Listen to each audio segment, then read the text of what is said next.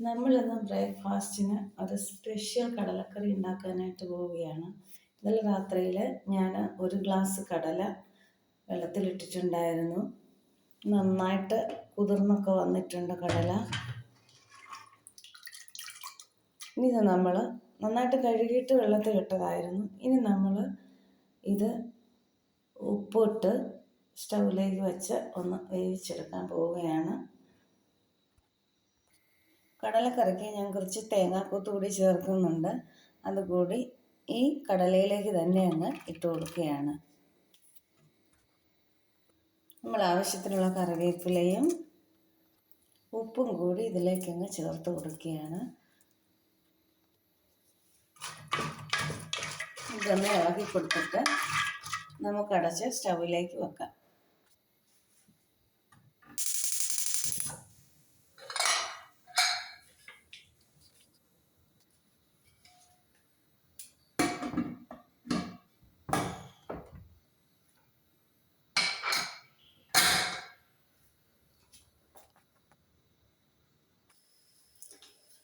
ഇനി നമുക്ക് ഒരു സവാള അരിഞ്ഞെടുക്കാം.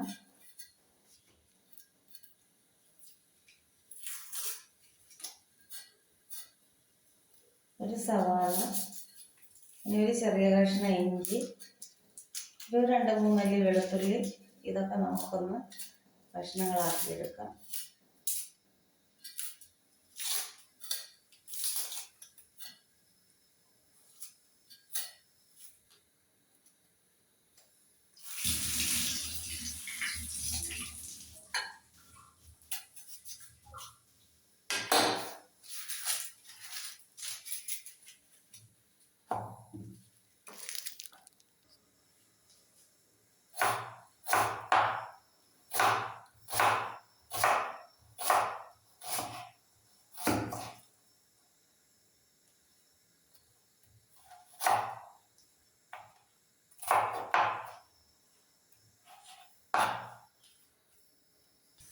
കടലക്കറിക്ക് ഒരു വിസിൽ വന്നിട്ടുണ്ട്. നമ്മളൊന്ന് സിമ്മിലിട്ട് കൊടുക്കുകയാണ്. ഒരു 8 വിസിലെങ്കിലും വരണം. നമ്മൾ സവാള, ഇഞ്ചി, വെളുത്തുള്ളി ഒക്കെ അരിഞ്ഞെടുത്ത് വന്നിട്ടുണ്ട്.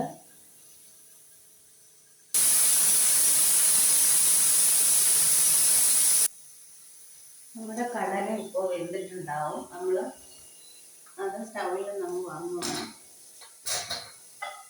ഇനി നമ്മളൊരു പാൻ സ്റ്റൗവിലേക്ക് വെച്ച് കൊടുത്തിട്ടുണ്ട്.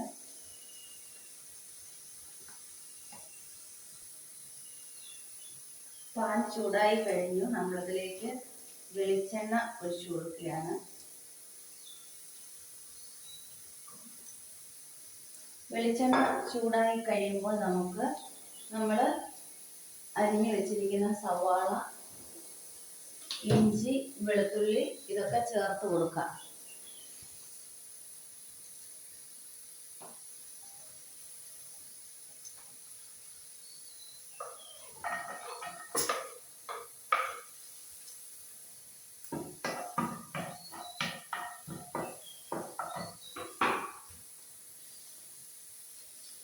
ഇതിലേക്ക് നമ്മൾ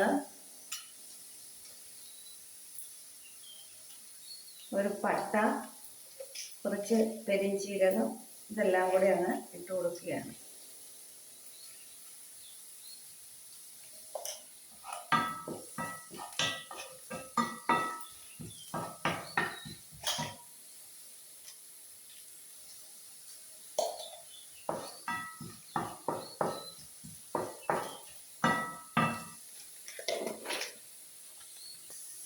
ഇതൊന്ന് ചൂടായി കഴിയുമ്പോൾ നമ്മൾ സവാള ഇട്ട് കൊടുക്കാം.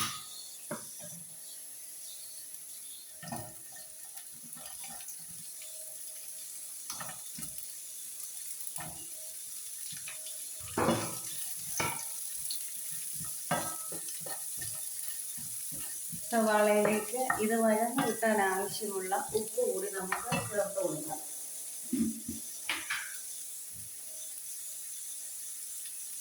കടലയിൽ നമ്മൾ ഉപ്പ് ചേർത്തിട്ടുണ്ടായിരുന്നു. അതുകൊണ്ട് കുറച്ച് ഉപ്പ് മാത്രമേ ചേർത്ത് കൊടുക്കുന്നുള്ളൂ.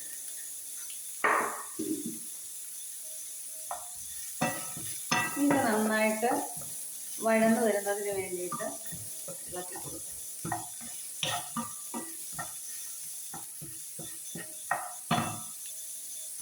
4-5 ഇല കറിവേപ്പില കൂടി ഇതിലേക്ക് ഇട്ട് കൊടുക്കാം.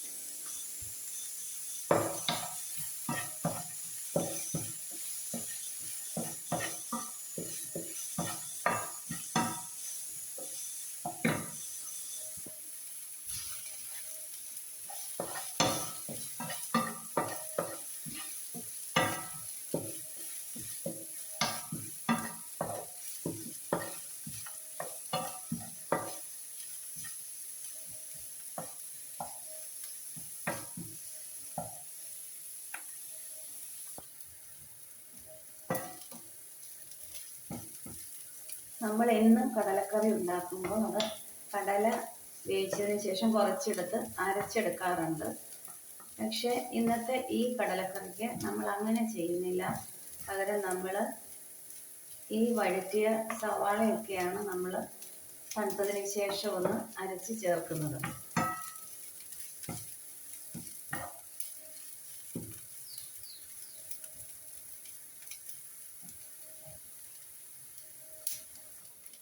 നമ്മുടെ സവാള നന്നായിട്ട് വഴന്നിട്ടുണ്ട്.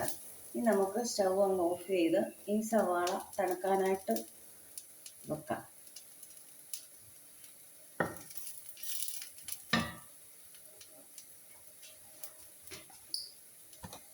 ഇനി ഇതിലേക്ക് പൊടികൾ കൂടി ചേർത്ത് കൊടുക്കേണ്ടതുണ്ട്. അത് ഓഫ് ചെയ്തിട്ട് ചേർത്താലും മതി, അല്ലെങ്കിൽ ഓഫ് ചെയ്യുന്നതിന് തൊട്ട് മുമ്പ് ചേർത്താലും മതി. ഇതിലേക്ക് 1/4 ടീസ്പൂൺ മഞ്ഞൾപ്പൊടി,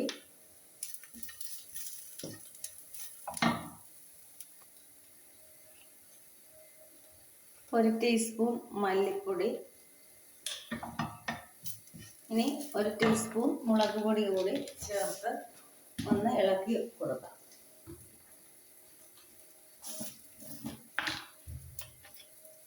ഓഫ് ചെയ്തിട്ട് ചെയ്യാനായിട്ട് പറഞ്ഞത്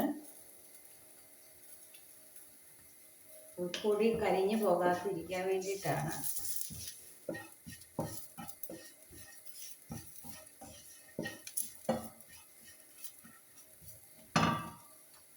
ഇനി സവാളയും ഈ പൊടികളൊക്കെ ചേർത്ത് വെച്ചിരിക്കുകയാണല്ലോ, ഇത് നന്നായിട്ടൊന്ന് തണുത്തതിന് ശേഷം നമുക്കിതൊന്ന് അരച്ചെടുക്കാം. ഗരം മസാല പൊടിച്ചതേ ഉള്ളെന്നുണ്ടെങ്കിൽ ഈ പൊടികൾ ചേർക്കുന്ന കൂട്ടത്തിൽ അത് ചേർത്ത് കൊടുത്താലും മതി. നമ്മുടെ സവാള നന്നായിട്ട് തണുത്തിട്ടുണ്ട്. നമ്മളത് മിക്സിയുടെ ജാറിലേക്ക് അങ്ങ് ഇട്ട് കൊടുക്കാം.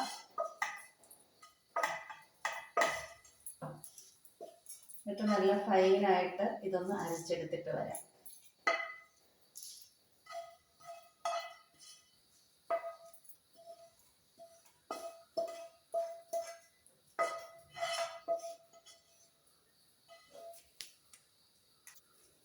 കുറച്ച് വെള്ളം ചേർത്തിട്ടാണ് അരച്ചെടുക്കുന്നത്.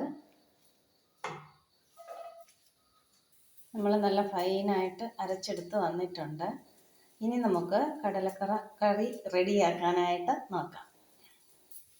നമ്മൾ പാൻ സ്റ്റൗവിലേക്ക് വെച്ച് കൊടുത്തിട്ടുണ്ട്.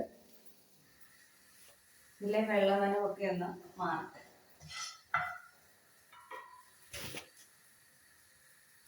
ഈ വഴറ്റുന്ന സമയത്ത് അല്പം പുളി രസമൊക്കെ വേണമെന്നുണ്ടെങ്കിൽ തക്കാളിയൊക്കെ ചേർക്കാവുന്നതാണ്. ഞാനിപ്പോൾ ചേർത്തിട്ടില്ലാന്നേ ഉള്ളൂ. എരിവ്, പുളി ഇതൊക്കെ നമ്മുടെ ഇഷ്ടത്തിനനുസരിച്ചാണ് നമ്മൾ ചേർത്ത് കൊടുക്കുന്നത്. പാൻ ചൂടായി കഴിഞ്ഞ് നമ്മൾ വെളിച്ചെണ്ണ ഒഴിച്ചു കൊടുക്കുകയാണ്. കുറച്ച് വെളിച്ചെണ്ണ മാത്രമേ ഒഴിച്ചു കൊടുക്കുന്നുള്ളൂ. എന്നാൽ കടുക് വറക്കാൻ വേണ്ടിയിട്ടുള്ള വെളിച്ചെണ്ണ.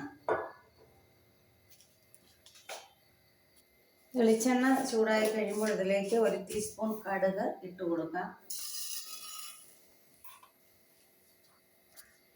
കടുക് പൊട്ടിക്കഴിയുമ്പോൾ ഇതിലേക്ക് കുറച്ച് കറിവേപ്പില ഇട്ട് കൊടുക്കാം.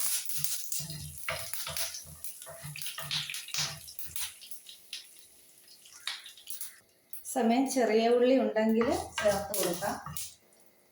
ഞാനിപ്പോൾ ഒന്നും ചേർക്കുന്നില്ല. ഇനി ഇതിലേക്ക് നമ്മൾ ഈ അരച്ച് വെച്ചിരിക്കുന്ന ഈ അരപ്പങ്ങ് ചേർത്ത് കൊടുക്കുകയാണ്.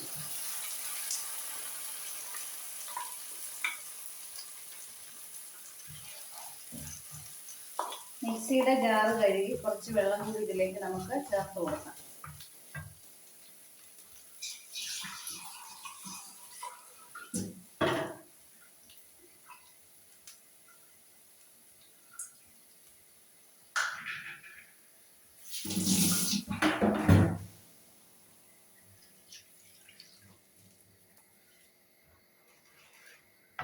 ഇനി ഇതൊന്ന് തിളക്കട്ടെ.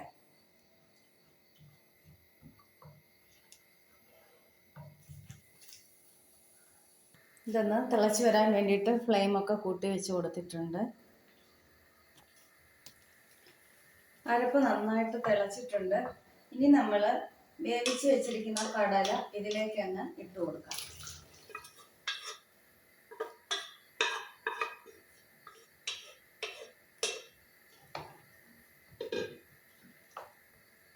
കടല ഇട്ട് കൊടുത്ത് ഒന്നുകൂടി ഇത് തിളയ്ക്കണം.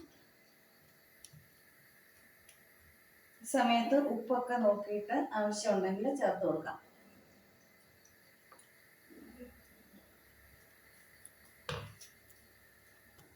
ഇങ്ങനെ ചെയ്യുമ്പോൾ കടല അരയ്ക്കാതെ തന്നെ കുറുകിയ ചാറോട് കൂടിയ കടലക്കറി നമുക്ക് കിട്ടും.